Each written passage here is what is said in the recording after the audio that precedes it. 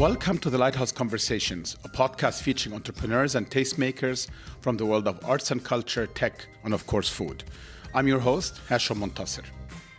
One of the things we take great pride in at the Lighthouse is the experience. The Lighthouse is really more than just a restaurant.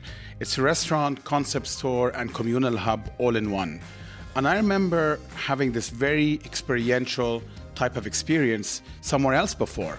This was 2002 when I first entered Diwan when it opened in Zamalek, not very far from where I live. Diwan is a bookstore cum cafe and was the brainchild of Nadia and Nadia Wassef and their friend Nihal. Its opening immediately made a splash among members of the community and delighted bibliophiles across the country, myself included.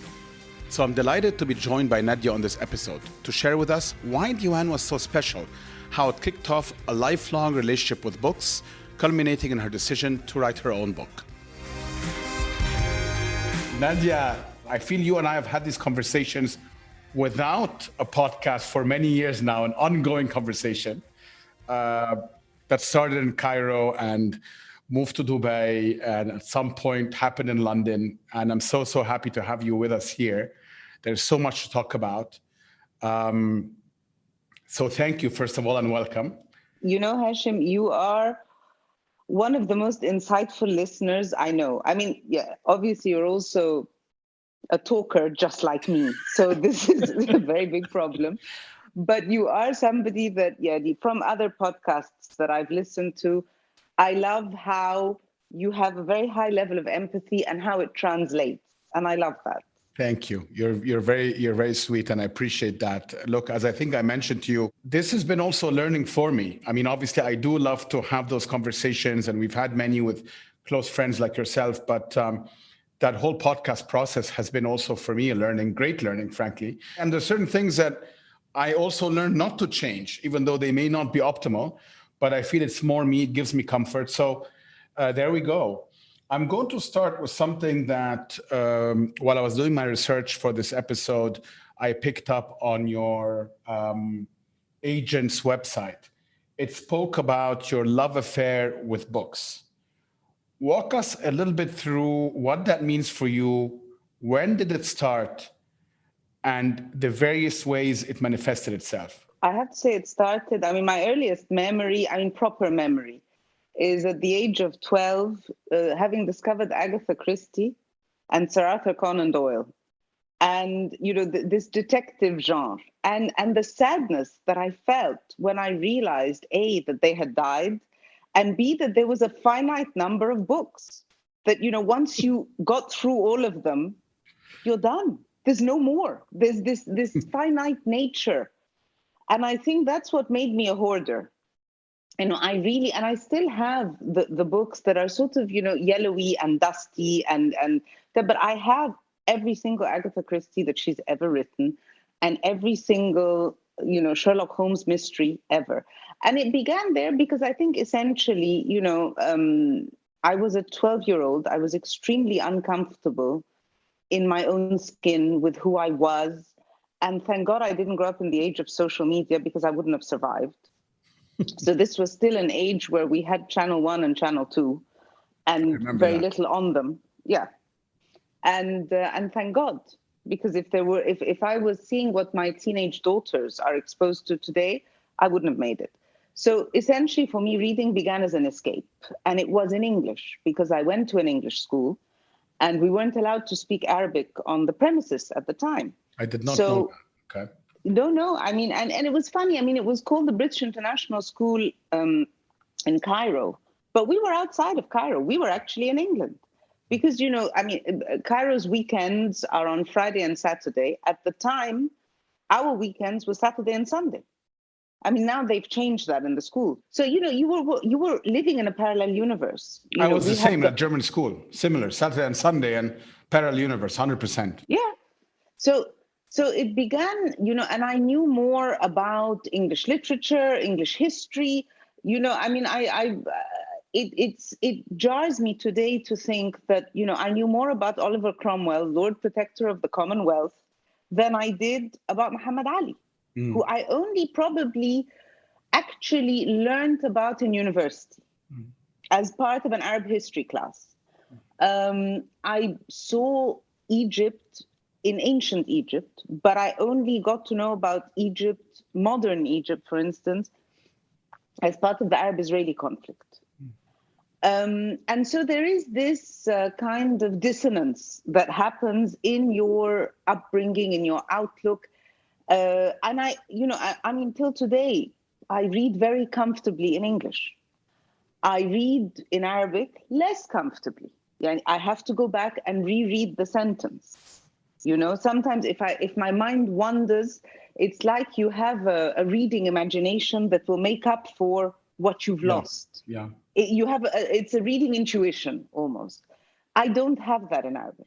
I want to differentiate between the written word and books, because I feel you have a relationship, so do I, by the way, and we've talked about this before, with both. So the tactile feeling of holding a book, a physical book, and also reading as in the written word, which can be, as you've just said, through screens, tablets, whatnot. Do you feel your love affair extends to both, or is it specifically to the feeling of holding a book and then reading? Books. Both. No, it's not just, and I've realized that I'm not a gentle owner of a book. I don't like to lend out my books, as you know. And when I do, it's sort of like lending money. You only lend what you can afford to lose, because you work on the assumption you're never getting it back. And I sort of take books and I open the spine and I write in the margins. And I think every act of reading is a historical act. It's this meeting between a writer and a reader in a certain moment in time. I think it was Heraclitus who said, I don't remember the exact quotation, but, a man cannot step into the same stream twice, for he is not the same man and it is not the same stream. And it's the same thing. No two readers will ever read the same book. And on that note, I mean, the same book in the same way. And on that note, thank you for sort of differentiating between, the sort of books, actual, Physical, paper and ink, physical books, and sort of, ebooks and so on. I've tried.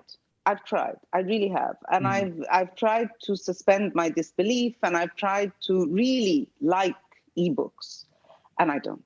You don't. I can't develop that same relationship. And I remember 10 years ago when industry experts were saying, this is the demise of publishing, and now everything is. And I'm so happy, because I mean, music is completely digital. I mean, when was the last time you bought a CD? Yeah, absolutely. And I love how books have been the outlier and the 100%. Survivor. Made a big comeback, yeah. Yeah, and I mean, in 2018, this was the year of independent booksellers. This is the year that more independents opened. It was the year where actual paper and ink, physical books outsold ebooks. Correct. It was a brilliant year. And did you think all along, when you go back to when you were 12 years old, that you would have a relationship with books beyond your love affair and affinity for reading and affinity that would extend, I mean, pretty much throughout your career? I mean, if you look at the major stops in your career, from finishing university, doing your master's on various different topics in various fields, but then launching Diwan with your sister and a number of other partners, which was essentially, we'll talk about this in a minute, a bookstore. And then I'm going to just fast forward to you now writing a book. So essentially, you've had that association with books pretty much throughout the last, 25 years. Did you imagine that to be the case? And was that a conscious decision? You see yourself always going back to the concept of books? I never imagined it, and it was never a conscious decision. But I think that when I look back on certain key moments, I think that the best moments in life, or the most meaningful moments, are the ones that are not conscious and not planned.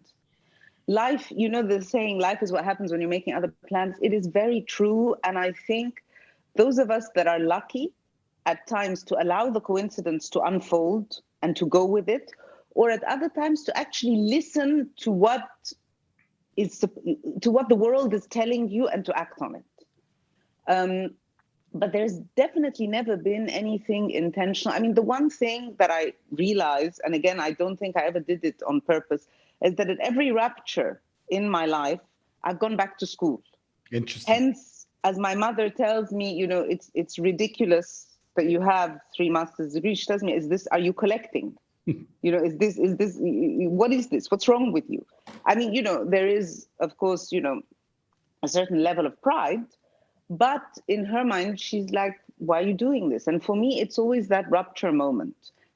I come out of it after having gone through a master's degree or a moment of learning or whatever. There's a paradigm shift that follows it. And at the time, I'm never really conscious that it's happening. But when I look back on it, that's the meaning that comes to mind. Was it a form of healing? I'm talking about your last master's degree now, because clearly you had been around books and literature. You already had a degree in comparative literature. You are very well read, very well versed with a lot of writers. You interacted with a lot of writers and authors during your time with UN. So I don't feel that you needed this as a pre-qualification to write your own book. So how much of it was psychological or the refuge or a healing process versus, I need to learn the techniques of writing?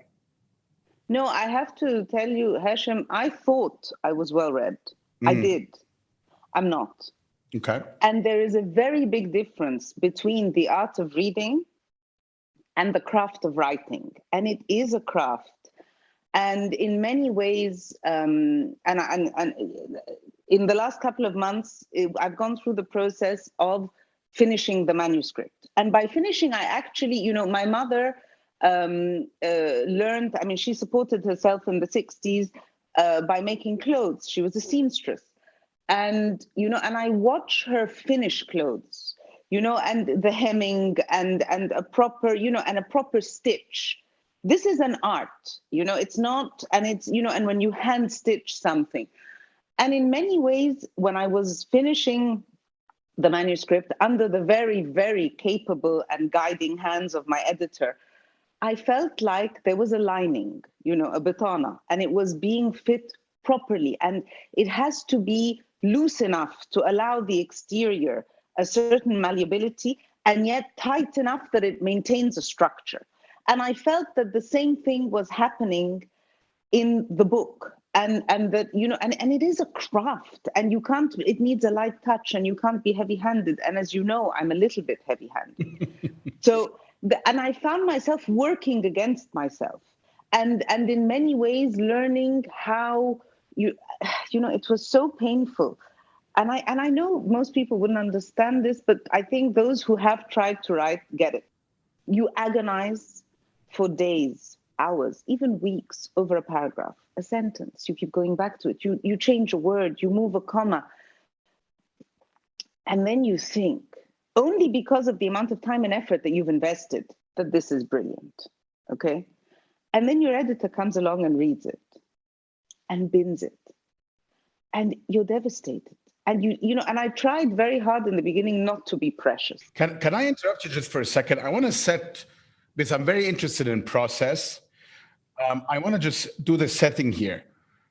You're writing, when you were writing this book, which is going to be published next year, inshallah. Yes. What is the process like?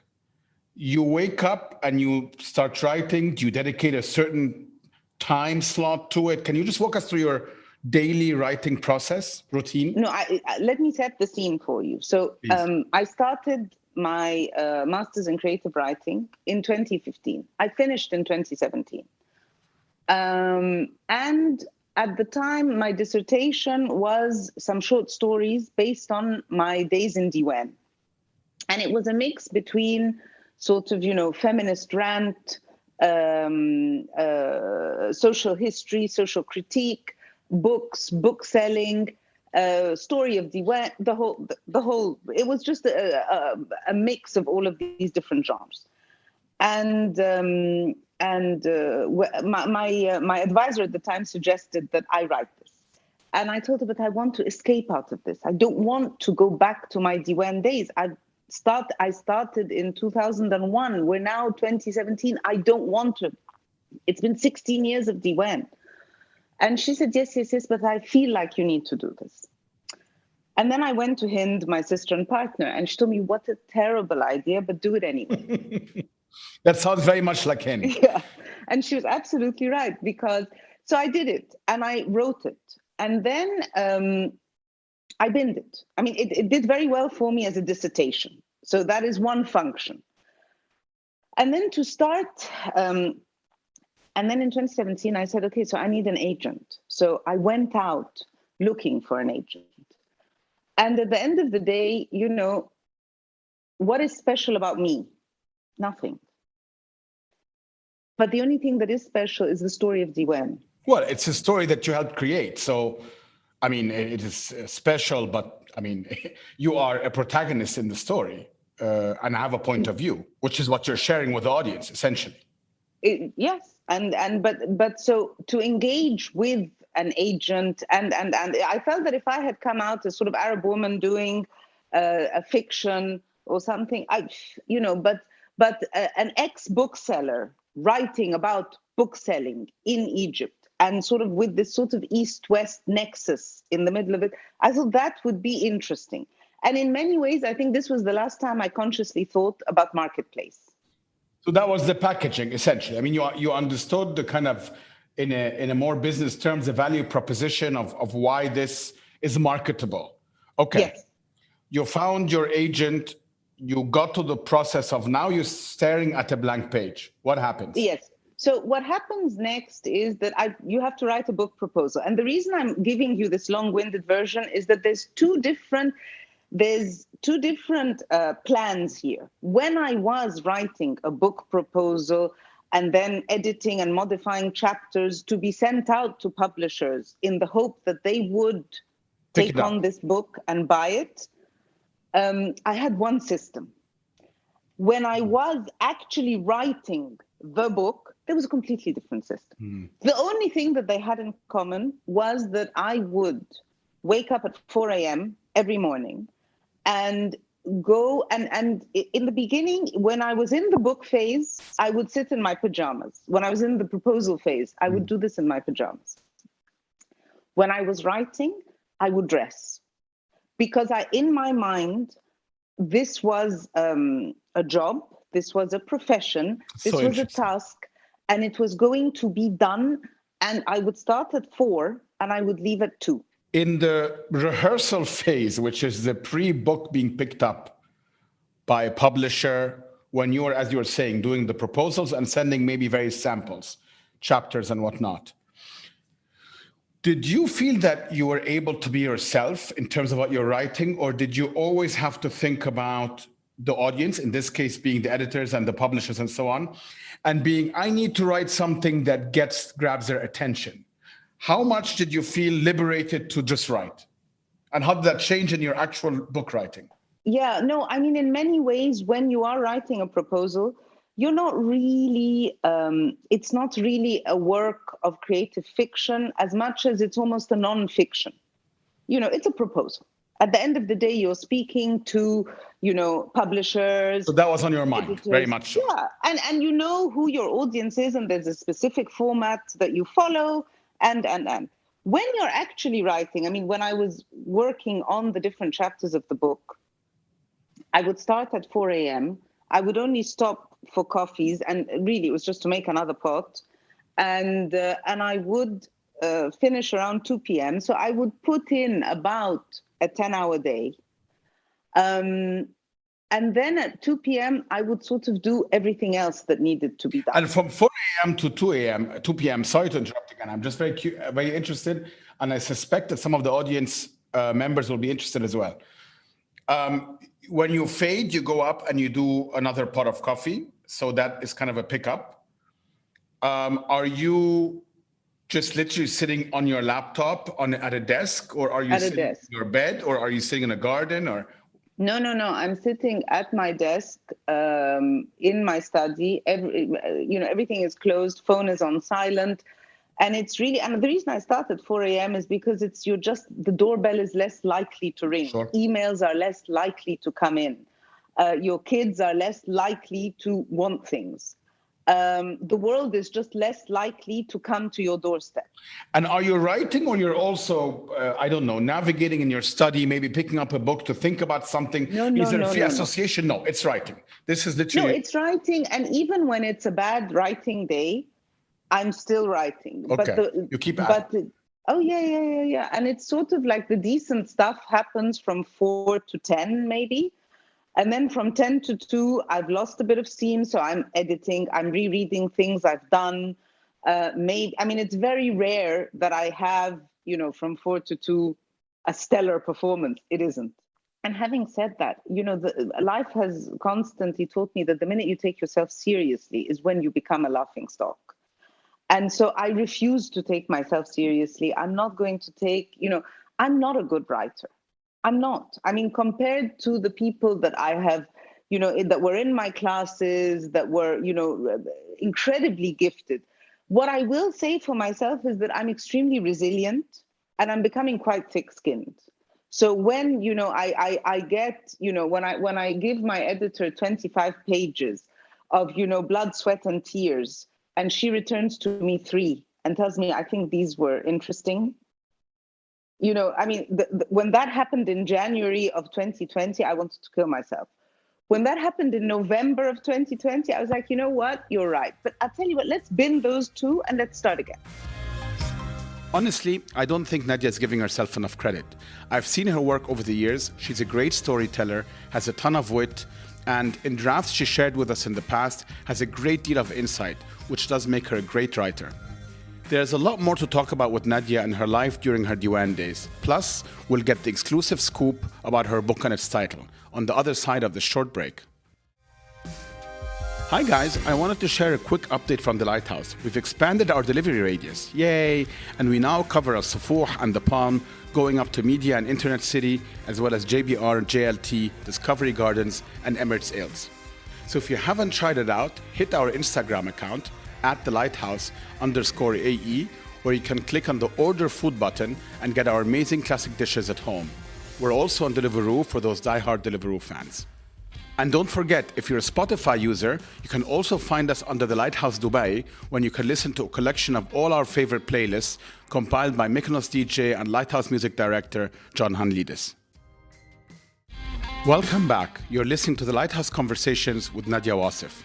As we were talking with Nadia about her writing process, I learned that she's incredibly self-aware of who she is and where her limits are.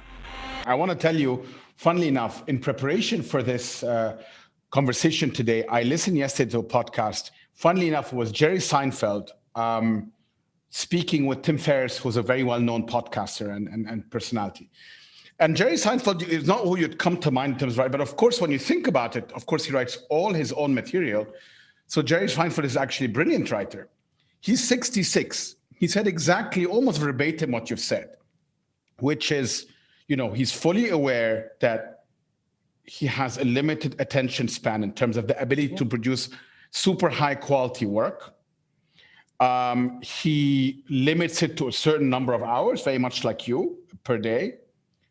And then in his case, and I'm going to ask about you, Tim Ferriss asked him, so what do you do sort of to maintain that muscle, let alone grow it, because maybe hard to grow at 66. And he's saying one of the best accomplishments he's feel in his career has been not his many successes that we know, including Seinfeld, but has been that at 66, he's still able to produce high quality writing every day. 2 things he does, just something to share with you, is he does transcendental meditation twice a day and sometimes more. And he does weight training 3 times a week. And he says these 2 things are part of his routine to maintain that integrity and focus. There are days, like you said, that are better than others, but generally speaking, that's what he does. Do you do anything for fun or relaxation that you feel enables you to maintain that focus and energy? Well, look, in the last 9 months, thanks to lockdown, I've become a ridiculous walker. Okay. As in, I was never, Hashim, you know me, I avoid exercise at all costs. And when I do it, it's just to allow me to eat and drink more. That's all. I mean, I don't have a relationship with the outdoors. I don't have a relationship with exercise. That's just who I am. But I have to say that this year has been the year, and I'm talking about walking somewhere between 10 to 15 kilometers a day. That's your meditation, essentially. It is. And I don't return calls when I'm walking. Yeah. And I don't, I always have the urge to multitask because that's how we're brought up. And that's how, you run a business, you deal with friends, family, kids. No, this is Just actually walk. my time, and I walk. And sometimes it's meaningless. I mean, it's not that I'm walking towards somewhere. No, I'm sure. just walking, and I daydream, and that's my time to just let my mind wander, which is not something that, as a control freak, as somebody who is on guard all the time, you don't. And this is my time to wander, and I love it, and I think that sustains me. After I finished, the first thing, and I was on a Zoom call with my editor, and we had all these different changes in the document, and there were very few left. And then, it was 10 o'clock at night in London, 5 p.m. in New York for her. And we reconciled the last outstanding comment. And she said, it's a wrap. And I said, what? And I sort of got tears in my eyes, because I was like, no, no, no, no, no, you can't take this away from me. This has been my best friend. This has been the thing that got me through lockdown. This has been my confidant. You can't take this away from me. I have no life now. And it was a Friday night, and I spent that weekend upset, actually upset, like I had lost something. Yeah, of course. I can completely understand that. And then I started reading. I have a stack of books that I haven't had time to read in the last 6 months. And this is what I'm doing now. Can I ask you, Nadia, just before we move on, during that process of writing, beyond your editor, obviously, how do you get any external feedback? This is one of the things that I've actually found a little bit disturbing. So I'm now, I just have to write my acknowledgements page.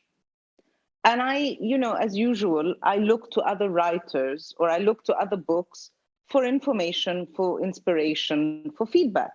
And I started looking at other people's acknowledgements, from fiction, nonfiction, and I'm amazed at the amount of people that have read other people's work. And in my case, in this process, I mean, when I first started writing, I shared some chapters with some friends.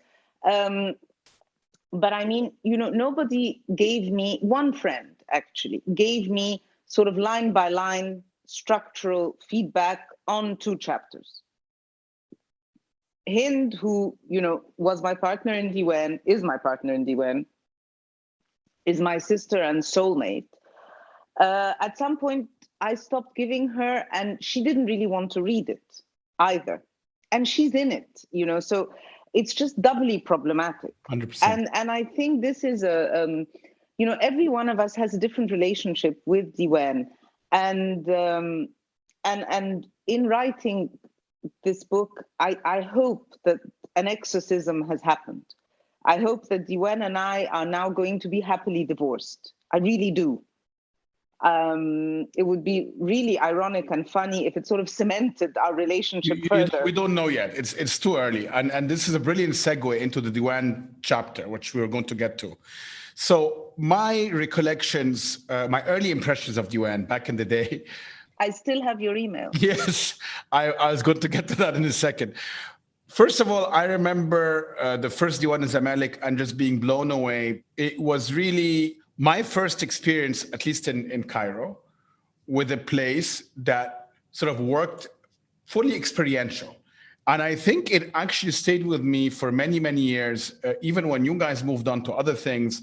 And when we launched The Lighthouse was very much on my mind. And you remember a conversation that we've had about that. I think part of having a restaurant and a concept store and combining those two and understanding the value of something experiential where 1 + 1 = 3 in many ways came from the experience at UN, because many of us didn't just go to buy books or buy a gift. We went sometimes just to read.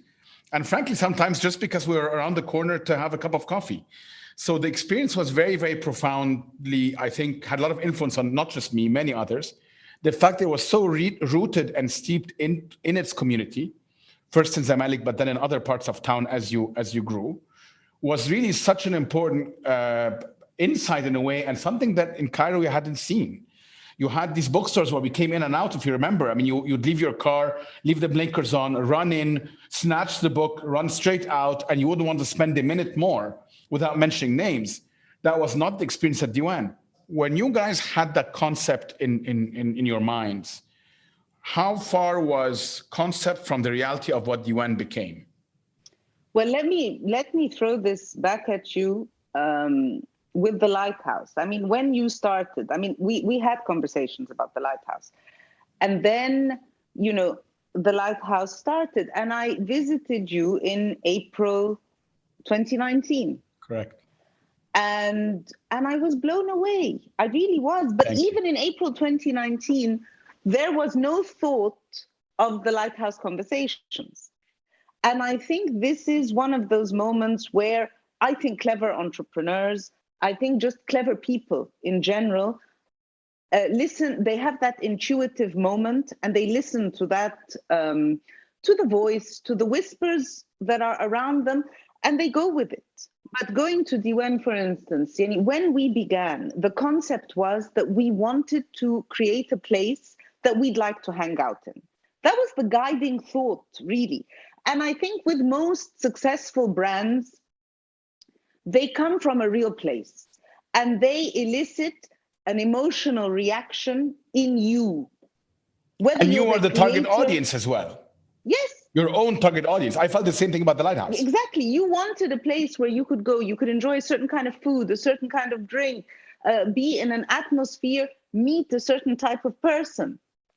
In going back, I mean, Egypt, what is very interesting about it is that, Cairo, for instance, is a village. You know how interconnected everybody is, regardless of class, ethnicity, education, everybody's life spills into everybody else's life. And so when you are talking about a place that is so communal, in many ways, it's very easy and very difficult to cater to the element of communality because you can miss it.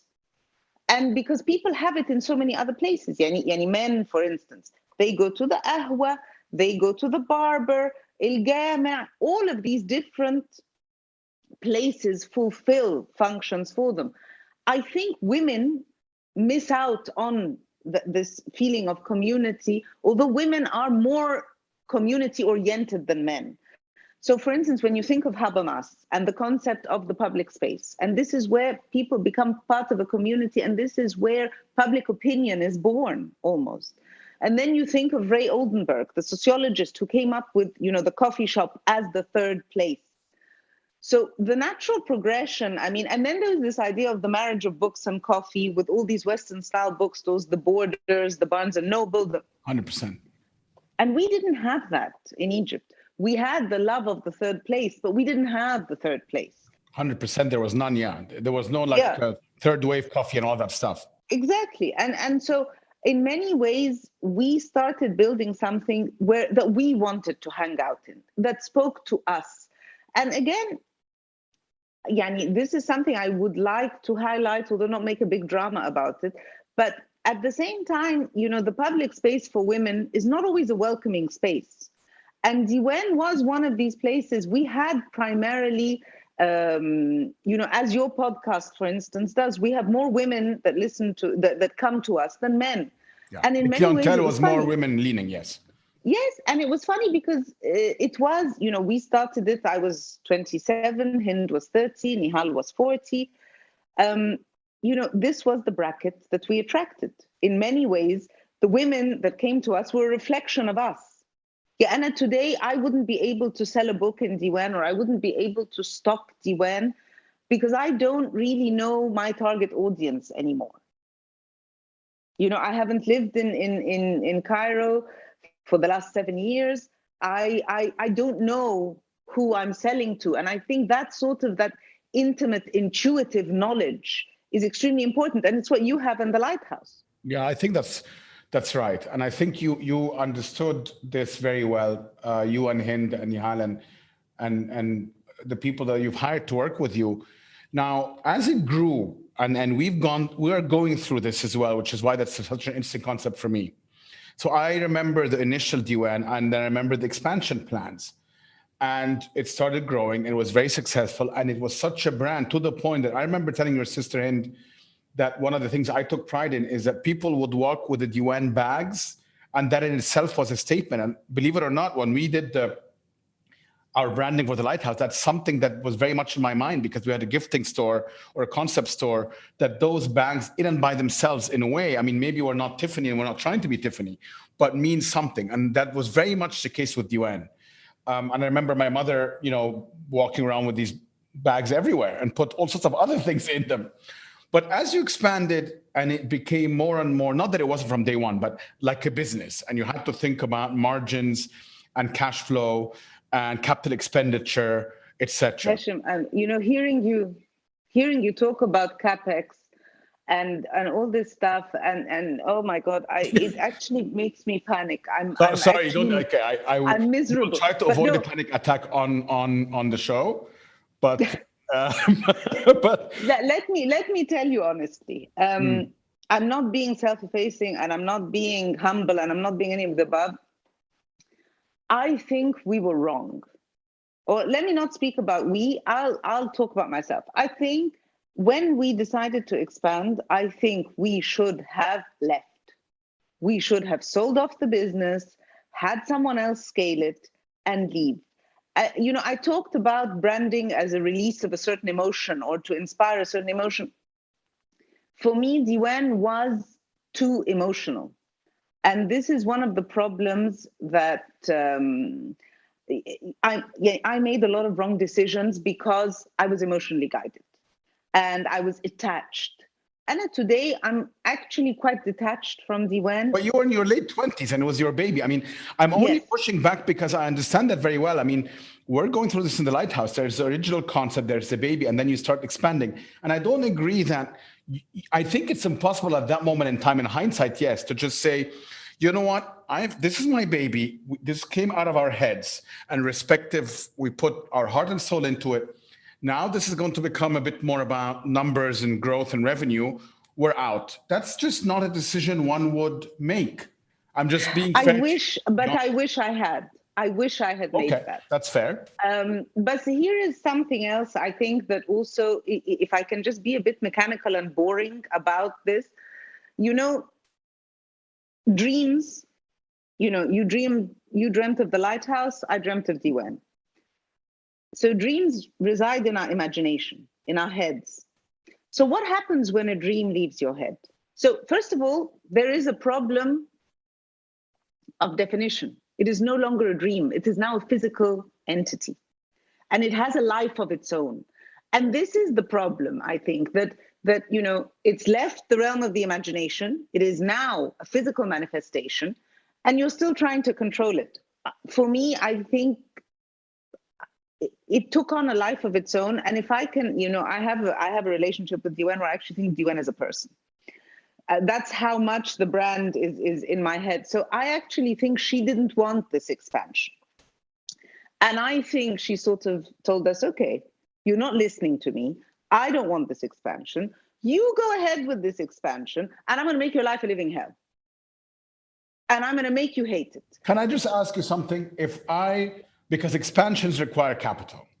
And if I remember correctly at the time, as a result, as many of us do in smaller businesses, you go out and you raise the money from external parties, which of course then have a certain say over what you do and what you don't, what you sell and what you don't. If I would have told you, Nadia and Hind, at the time, here is, $1 million, that's yours, that's sitting there in cash, you can expand, but you don't need to bring anyone on board. No new shareholders, no board, none of that. Would you still feel the same way? With Diwan. But again, you have to understand, I sound nuts. We both agree on that. But in the case of Diwan, let me tell you that I would have, if I can go back and do it with everything that I know now, I would not have even raised the funds. I would have done an organic expansion from within. It is almost like to allow the business to regulate its own growth. That's a great point. And I think, and by that, I really mean organic in the true sense of the word, that I am not, I've raised 10 million, let's take this 10 million and open 12 branches in 7 different governorates. No, I open one. Oh, maybe I can take out a loan, maybe I can leverage this, maybe I can do that. Even to bring on partners per specific store, to have a kind of a franchise model that's not really a franchise, but to sort of bring on soulful partners, if you will. But then, I mean, this isn't a one-size-for-all venture. No, but I love that insight. It really is a great insight, because I think, and I haven't really thought about it this way, as you just rightfully said, you are the business self-regulates itself when you grow on a how much I can basis versus something that's not fabricated, but external that you bring on. And she, meaning her being Duane, instead of dumping cold water on her head, you're just saying, dip a toe and slowly get comfortable in the bath. I think that's absolutely correct. And it's not just that it translates in terms of finances or expenditure or risk, but it also, the people in the organization, at the end of the day, businesses, they're people, and so for people to actually be comfortable with the expansion, to buy into it wholeheartedly, to grow with it, rather than, I listened to Amira Rashad's podcast of Bulk Wiz, which I thought was fantastic. And one of the things that struck was when she was saying that, all of a sudden, they're growing exponentially. It's in the middle of COVID. You have to hire all these people. You can't actually hire them. You can't move them. The warehouse. And at the end of the day, you don't want to be forced into that position. You want to be able to go into this growth, this expansion in a way that is organic and sustainable and makes sense, not just financially, but to the people that are carrying it. And I'm not even talking about you as the entrepreneur. I'm talking about everybody involved. Yes, and for the brand and people absorbing the brand and the brand value. I mean, we all know, how many cases do we know of restaurants, bookstores, retail brands that we thought were great, niche, fantastic, but then we found them in every other corner and they lost that feel. I think a lot of entrepreneurs feel they have a choice between two extremes. Extreme number one is Nadia opens one Duane only. It's boutique, it's in Zamalek, it's 3 meters from her house.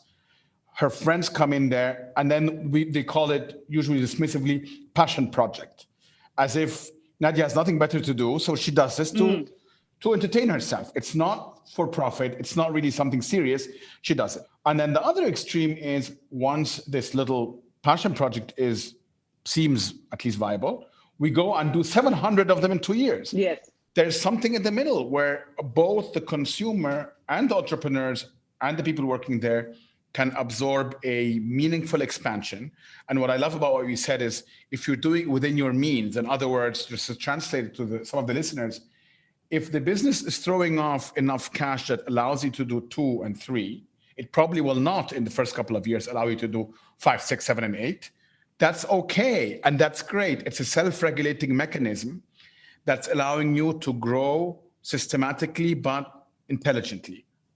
Is that your main insight from your period there? Was there anything else that when we look back on it today? There is always the cliche of, I've only learned from my failures and all of that, but it's actually very, very true, and I'm going to put, entrepreneurship, business, whatever you choose to call it, I'm going to put it on a par with motherhood. You can sit and plan as much as you like. But the reality is that there is no substitute for actually getting it done, allowing it to unfold. And then you have to be prepared for the fact that it makes you and then breaks you, only to remake you again. If you can survive being broken by it and not be bitter, then you're in very good shape, because you can remake yourself. And I think this is one of the things that Duane has very kindly done for me. It sort of made me it made me the person that I am. It then broke me, because, I was getting very, very big for my boots about how fantastic Duane was. So, of course, you have to be demolished. So I was completely demolished for a while. And then it allowed me the luxury of rebuilding myself. and remaking myself. And I think this is one of the things that we don't actually think about a lot, is that every business, every person, it's a narrative, it's a story. The Lighthouse is a story. Every single one of the podcasts that you've done. To come here full circle, Nadia, did you feel, I hope this doesn't sound overly harsh, but I just want to get your view on this, that you needed to write the book because you wanted to have the last word on this episode of your life? Or did you need to write this book because you had things off your chest you wanted to put out? Or was it just cathartic and sort of healing? I mean, what was, or you didn't really think about it and just sort of happened? No, I'll tell you, there are two things. First of all, while I was writing, I resisted the urge. And every time the imaginary reader came into my mind, I pushed it out. I didn't, like when you're writing, then you start to think so-and-so is going to read this and they're going to think. Do you think that helps you with not posturing then? Absolutely. Absolutely. I wrote this book for myself. Okay. Now that it's sort of gone off on it, it's like having kids, Hashem. Yeah. You do your best and then you send them out into this world and you hope for minimal damage. Yeah. And this is my sentiment behind it. Only you and I don't, because when we like to micromanage and control. No. Sort of. 2020, for me, has taught me the one lesson that I will come out of 2020 with is that everything is outside of my control. So I'm on my own now. I did not know that. I did not get that.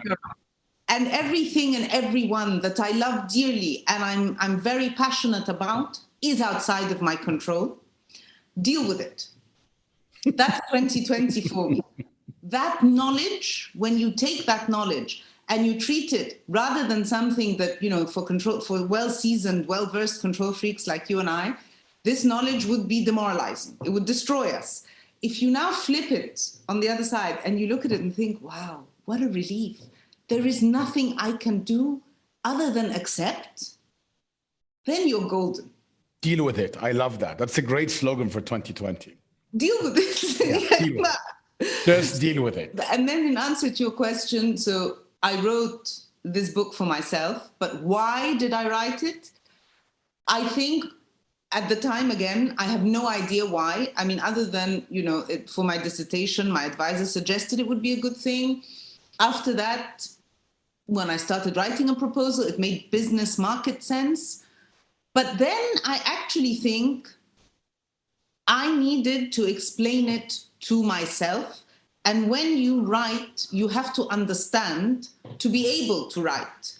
So the process of writing, the step before it is understanding, and then you can put it into words.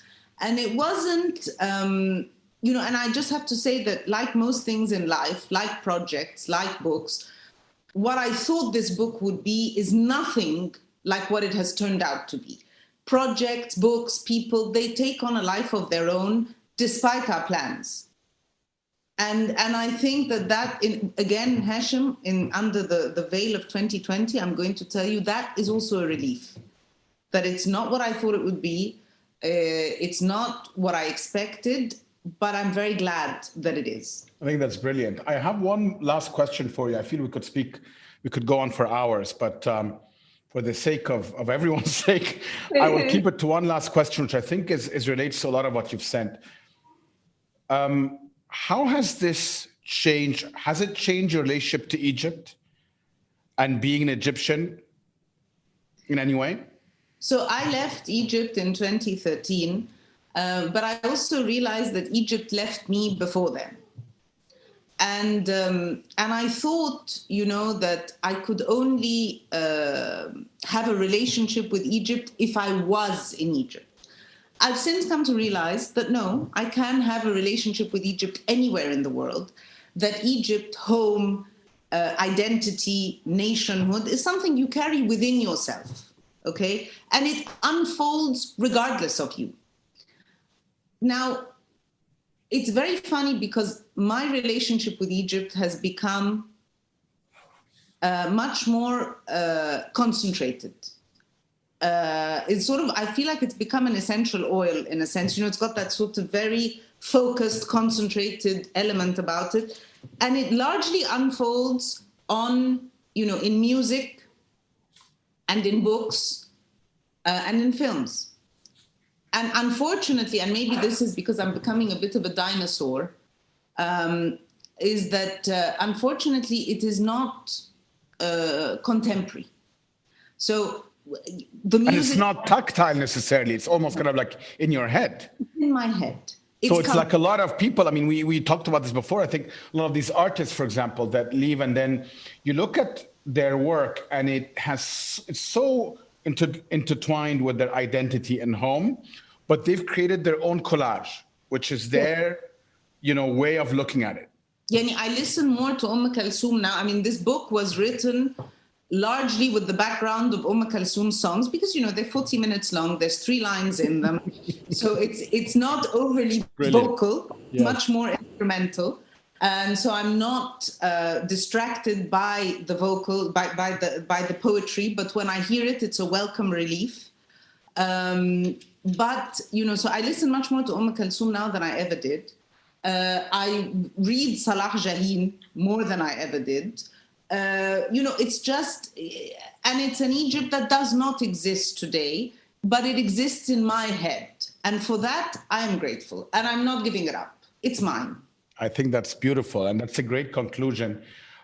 Would you exclusively reveal on the show the title of your new book and when it's coming out? I love you. Because I feel like the title is right behind you partially. So you have a visual embodiment of the title. The title is Shelf Life, Chronicles of a Cairo Bookseller. And fantastic title, by the way. Well, I love, I often, we've joked about this, I've often told you everything has a shelf life. 100%. Friendships, marriages, relationships, and jobs, So this is really about, everybody's shelf life. And also the fact that for the better part of 15 years, the happiest moments of my life were on shelves, were, arranging books on shelves, talking to people about books that I think they should read, people telling me about books that I should read or stock for Diwan. I had a very, very active shelf life, and I love it. Nadia's book will be out in October 2021, published by Farrar, Straus & Giroux, and available wherever you buy your books. You can also connect with Nadia on LinkedIn or on her Facebook account, and you'll find the link in our show notes. Thank you for listening to the Lighthouse Conversations with me, Hesham Montasser. We're produced by Chirag Desai, and our content director is Farah Al-Sharif. Make sure you don't miss any future episodes by visiting thelighthouse.ae/podcast and clicking on the subscribe button. You can also find a direct link on our Instagram page @thelighthouse_AE. We'll see you in 2 weeks.